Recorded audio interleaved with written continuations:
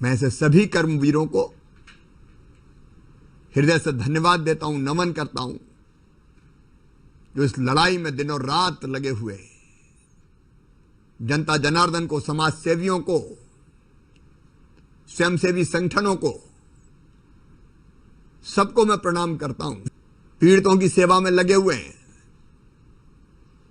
व्यवस्था बनाने में जुटे हुए हैं, सबको कर्मवीर सम्मान से सम्मानित किया जाएगा। कोरोना के कई पेशेंट पूरी तरह से स्वस्थ होकर घर वापस लौटे।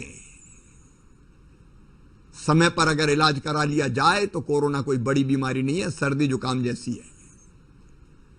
लेकिन याद रखना, देर अगर कर दी तो ये जानलेवा हो जाती है।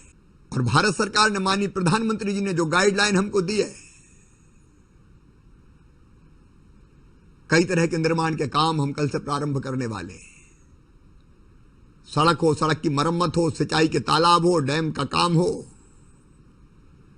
मनरेगा की मजदूरी हो, कई तरह के काम हम प्रारंभ करने वाले हैं। आप जानते हैं कि कठिन समय, एक तरफ कोरोना से जंग और दूसरी तरफ इन परिस्थितियों में गेहूं खरीदना, और गेहूं के बाद हम चना, सरसों, मसूर भी खरीदेंगे, उसकी तैयारी जारी है। हमने खरीदी केंद्रों की संख्या बढ़ा दी है ताकि एक खरीदी केंद्र पर ज्यादा लोग ना आए। और मुझे खुशी है कि खरीदी प्रारंभ हो गई है। आप चिंता मत करना, देर हुई है, लेकिन किसानों के उत्पाद का एक एक दाना खरीदूंगा।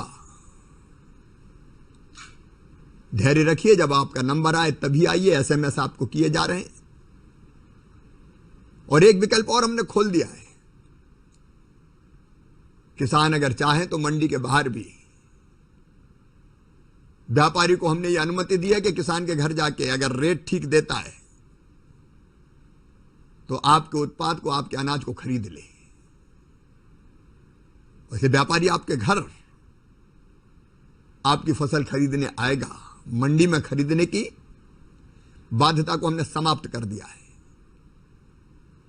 वो चाहे तो निजी खरीदी केंद्र भी खोल सकता है। उद्योग जगत को भी हमने छूट दी है। वो सावधानियों के साथ, जो भारत सरकार की गाइडलाइन, उनका पालन करते हुए अपने उद्योग चालू कर सकते हैं।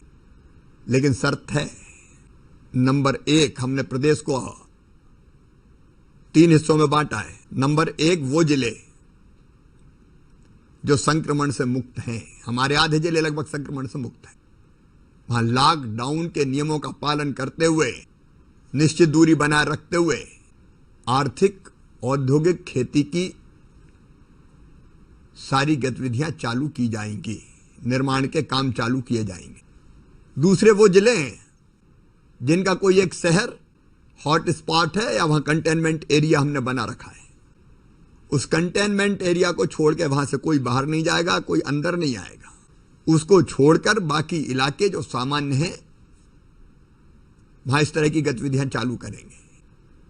लेकिन जहां संक्रमण की स्थिति अभी गंभीर है, इंदौर, भोपाल, उज्जैन जैसे जिलों को छूट नहीं मिलेगी। जहां सामान्य परिस्थितियां हैं, वहां दुकानें वगैरह, किराने की दुकान से लेकर बाकी जरूरी चीजों की दुकानें, वो भी खुलना शुरू होंगी।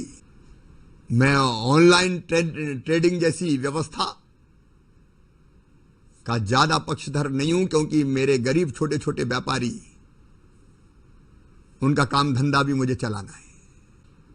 लेकिन एक बात याद रखें, ये सारी छूट, अगर किसी को उद्योग चलाना है तो कोई कंटेनमेंट एरिया से, संक्रमित इलाकों से कोई मजदूर नहीं आएगा, ना वहां कोई जाएगा। भोपाल, इंदौर के बारे में मैंने पहले ही बताया। मैं तो बल्लभ भवन तक अभी नहीं खोल रहा हूं, क्योंकि आज संक्रमण को नियंत्रित करने में हम लगे हुए हैं।